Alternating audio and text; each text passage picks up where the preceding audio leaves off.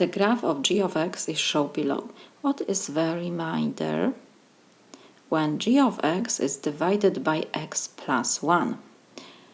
We see that from the graph that the value for negative 1, this is 1, so this is negative 1, value of our function g of negative 1 is equal 0.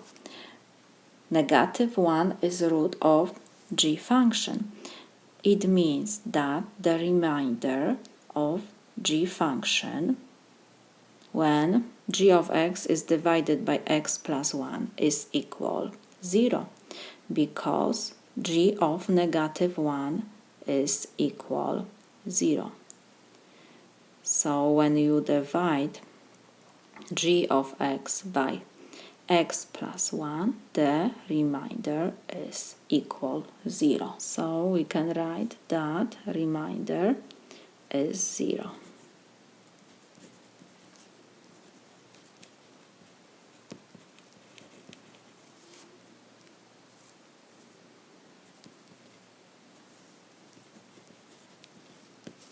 Why? Because g of negative 1 is 0. The graph passes x-axis by negative 1.